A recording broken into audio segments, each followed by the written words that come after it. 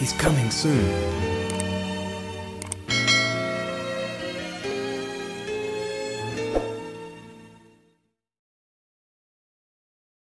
Shalom Aleichem.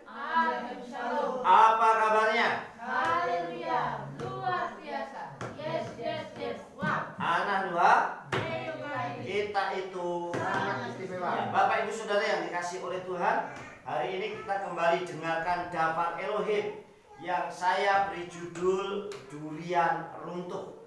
Nah, Bapak Ibu Saudara yang dikasih oleh Bapak Yahweh, durian runtuh itu adalah satu peribahasa, saudara.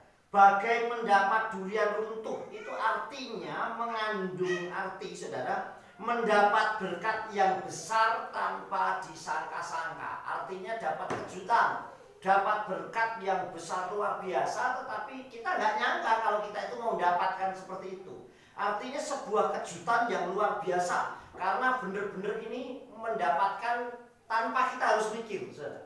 Berbeda kalau kita memikirkan, wah saya berdoa suatu saat saya ini, artinya kita membayangkan. Tetapi durian runtuh di sini artinya saya nggak pernah menyangka mau dapat ini, tetapi tahu-tahu mendapatkan hal yang luar biasa. Nah, saya akan berikan beberapa contoh orang-orang yang mendapatkan atau mengalami mendapatkan durian runtuh. Artinya rezeki nomplok, artinya sesuatu yang didapatkan tanpa diduga atau disangka. Yang pertama adalah namanya Terry Herbert. Terry Herbert ini pada tanggal 5 Juli tahun 2009 yang lalu mencari lahan pertanian yang baru dibajak dekat Homeric, ya, yang menggunakan detektor logam. Nah, dan tanpa disengaja menemukan artefak emas yang tertanam di dalam tanah. Dalam 5 hari berikutnya menemukan 244 item emas. Komite penilaian harta menghargai timbunan itu seharga 3.285.000 pound sterling, setara dengan 53 miliar. Saudara bayangkan, orang yang sedang cari lahan pertanian untuk pertanian tahu-tahu menemukan harta karun di dalamnya sampai berkisaran harganya 53 M. Mungkin tanahnya pun nggak sampai seharga itu, saudara. Tetapi di dalamnya menemukan, inilah yang namanya durian runtuh, mendapatkan sesuatu yang tanpa dia pikirkan. Nah, tanahnya dia pikirkan, tapi di dalam tanahnya yang dia gali, yang habis pertanian dapatkan, dia tidak pernah pikirkan, saudara. Ini contoh yang pertama. Contoh yang kedua adalah pada tahun 1989 ada seorang kolektor membeli lukisan suram. Namanya lukisan suram berarti lukisan yang sudah usang. Nah, terbungkus dalam bingkai. Setelah mengeluarkan lukisan itu dari frame-nya, lukisannya dibersihkan dari frame-nya, dan menemukan salinan deklarasi kemerdekaan Amerika. Jadi sebenarnya lukisannya nggak seberapa, saudara. Tetapi di dalam lukisan itu ternyata ada deklarasi salinan deklarasi kemerdekaan Amerika Serikat di belakang lukisan itu. Nah, salinan itu kemudian dijual seharga 2,4 juta US dollar, saudara, setara dengan 31,2 M. Nah, saudara bayangkan, dia hanya membeli lukisan yang mungkin jelek, usang, tapi ternyata di belakang lukisan itu ada harta karun yang jauh lebih besar, luar biasa. Nah, inilah orang-orang yang menerima durian runtuh, yang menerima berkat rezeki nomplok, nggak perlu mikir. Artinya ada hal yang seperti itu. Kemudian yang ketiga, ada seorang pria bernama Tensi pada tahun 2017, berarti 3 tahun yang lalu.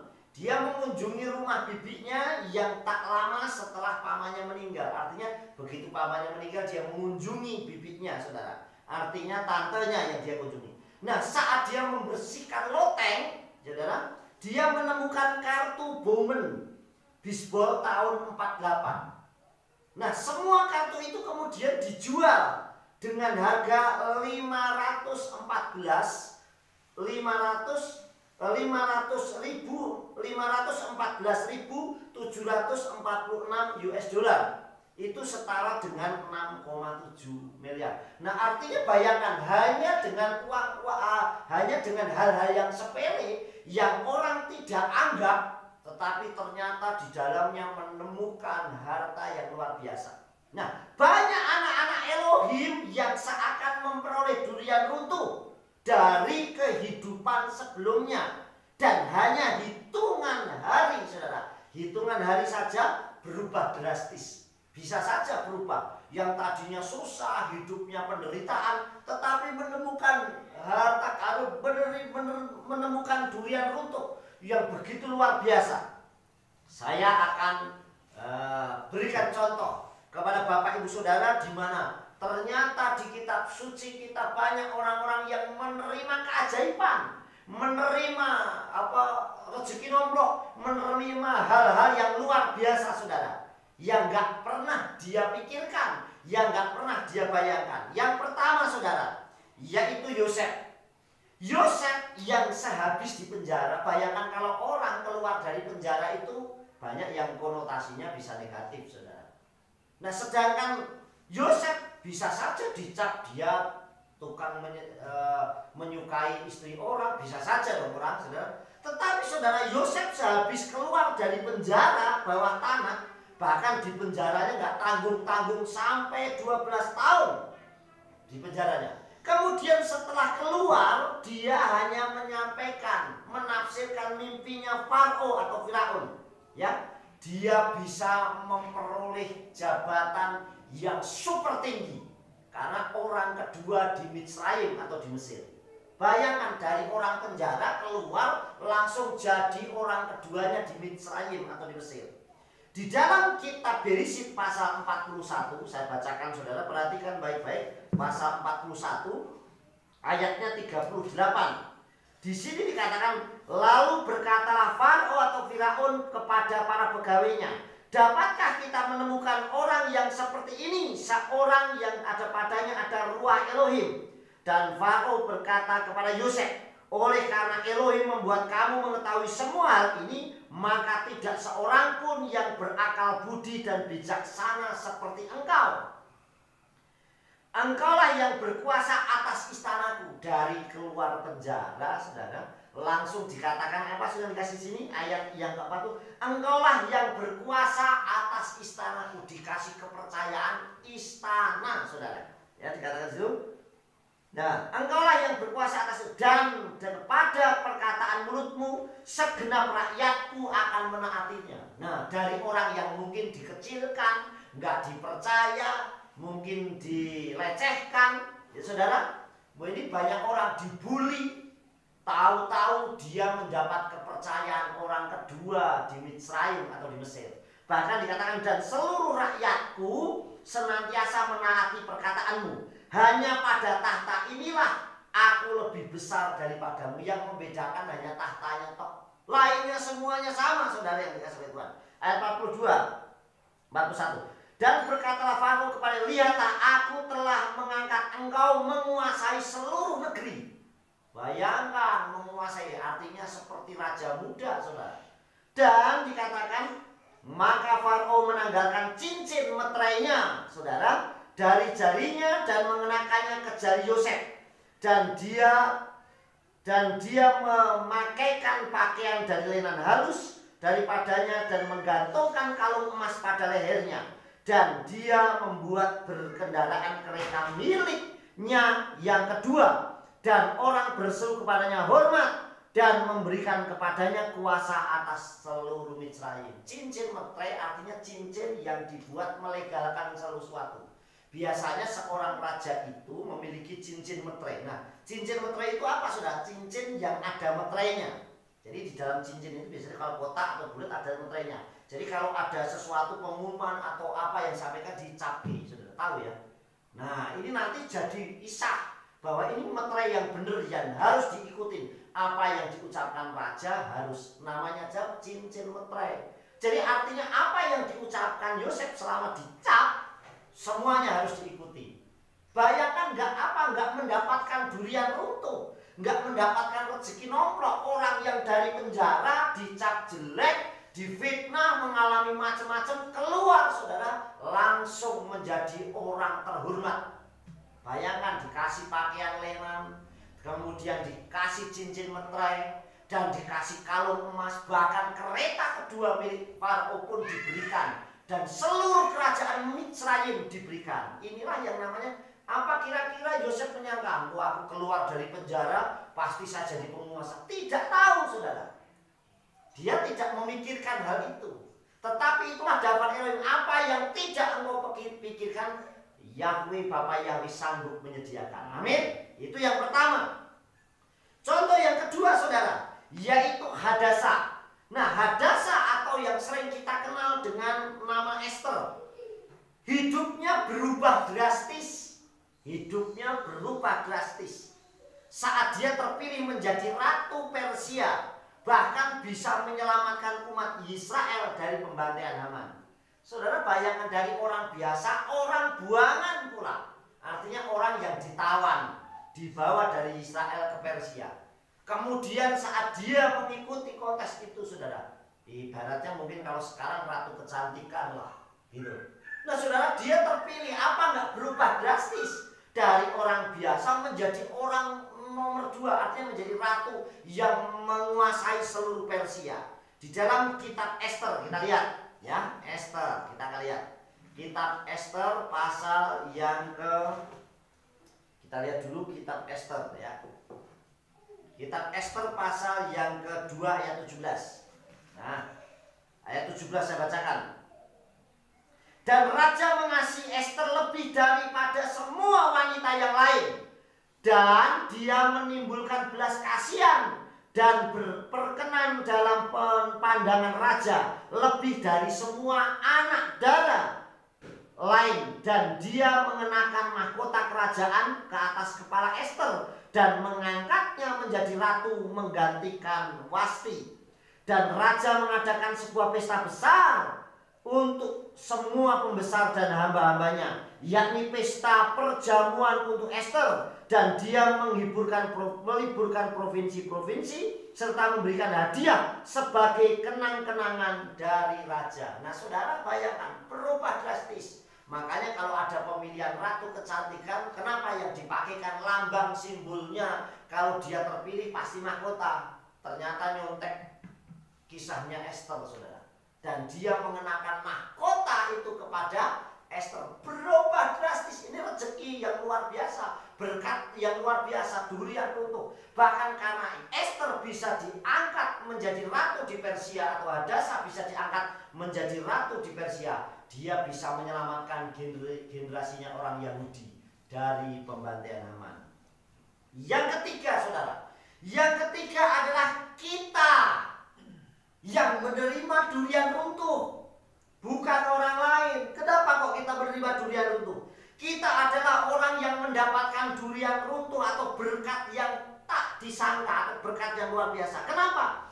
Karena kita dipilih oleh Elohim sendiri untuk menjadi umat kesayangannya dan diselamatkan. Amin. Bayangkan, dari sekitar 6-7 miliar penduduk dunia, kok kita saudara yang kedapatan dipilih sendiri oleh Yeshua untuk menjadi umat kesayangannya dan menjadi umat yang diselamatkannya. Amin. Berarti kita sangat luar biasa, menerima hal yang luar biasa. Dalam Yohanes 15 ayat yang ke-16 dikatakan, lo atem bakarti bi rak ani bakarti bakem wa ani militi etkem laleket wala asut peri ufrekem ya amor laat wa kaldabar asar tisalu ma'edha abis mi oto yiten lahem. Bukan kamu yang memilih aku, melainkan aku yang telah memilih kamu. Bayangkan saudara, yang memilih Tuhan sendiri, yang memilih Yeshua sendiri, memilih kita. Apa kita nggak kedapatan rezeki nomplok yang tidak perlu dibayar dengan apapun, hanya dengan darah Yeshua HaMashiach. Orang berlomba-lomba untuk selamat itu pakai uang, pakai banyak macamnya. Coba seandainya tiket masuk surga itu bisa dibeli dengan uang saudara, bayangkan, saya yakin orang-orang yang konglomerat bisa semua saudara. Tapi orang yang sederhana tidak. Tetapi karena kasihnya Bapa Yahweh, kasihnya Elohim buat kita saudara, makanya kita dipilih oleh Yesua sendiri ya. Melainkan aku yang telah memilih kamu, supaya kamu dapat pergi menghasilkan buah, dan buahmu itu tinggal tetap. Sehingga apa yang telah kamu minta kepada Bapa dalam namaku, Dia dapat memberikannya kepadamu. Amin. Artinya kita dipilih oleh Yesua sendiri menjadi milik kesayangannya. Nah kalau sudah menjadi milik kesayangannya, kita taat setia, akan minta apa saja. Wong namanya Bapa Yahweh, Elohim kita, Bapa kita, Raja kita. Kalau anak meminta kepada bapaknya, bayangkan apa yang diberikan oleh Bapa Yahweh. Saudara yang dikasih oleh Bapa Yahweh, yang dikasih oleh Tuhan, kita harus belajar bagaimana daftar Elohim itu bisa memotivasi, memacu kita saudara. Yang pertama harus kita lakukan, setiap kita pasti pernah dan akan selalu mendapatkan kejutan berkat dari apa yang dibersin Yesus Masiah. Amin. Jadi kita harus mengimani dan kita harus yakin bahwa setiap kita pasti, perhatikan ya, pernah dan akan selalu. Pernah itu berarti sudah pernah, dan akan selalu mendapatkan kejutan berkat dari Bapa Yahweh. Amin. Saudara yang wah kejutan apa Pak? Oh saya setiap hari seperti ini. Saudara bayangkan kalau saudara itu sehat, itu wis berkat kejutan yang luar biasa. Amin. Kira-kira kalau orang sakit yang dibutuhkan apa? Sehat. Nah saudara sudah sehat, artinya berkat bukan? Berkat saudara. Saudara punya kendaraan sepeda motor. Berapa banyak orang yang tidak punya motor? Betul nggak? Kira-kira orang yang jalan kaki jauh, kira-kira pengen nggak punya motor? Pasti pengen. Kita sudah mendapat berkat, jauh lebih beruntung. HP hari ini ada orang yang belum punya handphone atau smartphone atau HP saudara. Kita bersyukur bisa komunikasi dengan siapapun, bahkan bisa berteman dengan siapapun dengan HP kita. Artinya itu berkat kejutan-kejutan yang Tuhan berikan. Nanti saudara akan mendapat kejutan lagi yang lain, berkat yang luar biasa. Amin. Itu yang pertama saudara. Yang kedua, ya, yang kedua, persiapkan hati dengan ketaatan dan ketulusan. Karena orang yang sering mendapat bonus atau mendapat kejutan itu biasanya orang yang berprestasi. Amin. Kira-kira orang yang berprestasi nggak yang dapat kejutan? Ayo, saudara kerja di perusahaan, saudara berangkat nggak pernah telat, kerjanya rajin, ringan tangan, artinya ada kerjaan langsung cepat diangkat segala macam, nggak cuma jadi mandor nonton tidak, tapi kerja cepat. Terus ibu kerjanya rajin, kadang tidak lihat waktu, sudah lebih waktu pun masih kerja. Suatu saat saudara akan dapat kejutan Tuhan. Artinya kejutan dari perusahaan itu, wah ini besok paling tidak, wah gajinya tak naikkan. Betul nggak? Dapat premi, dapat bonus. Kenapa? Pasti orang yang rajin. Coba kalau datangnya terlambat, sedangkan mau kerja saja malas. Ada temannya kerjaannya sibuk, dia malah nonton. Kira-kira mau dapat bonus nggak? Nggak mungkin. Makanya saudara yang dikasih oleh Bapa Yahweh, perhatikan saudara yang dikasih oleh Tuhan. Ya, perhatikan baik. Yang kedua itu persiapkan hati. Artinya kita menyiapkan hati kita saudara dengan ketaatan. Saya yakin kita semua yang ada di tempat ini yang mengikuti live streaming sudah taat. Tetapi saudara kasih, ada nggak ketulusan dalam hati? Artinya kita tulus, saudara yang dikasih oleh Tuhan. Ketulusan, karena orang yang sering mendapat bonus, sering dapat kejutan itu orang yang tulus, orang yang taat, orang yang setia, yang memiliki hati yang sungguh-sungguh kepada Bapa Yahweh. Makanya saya selalu, jujur saya mendapatkan banyak kejutan yang Tuhan berikan dengan luar biasa, yang nggak pernah saya pikirkan sebelumnya. Bahkan Bapa Yahweh sanggup sediakan. Kenapa? Kalau taat.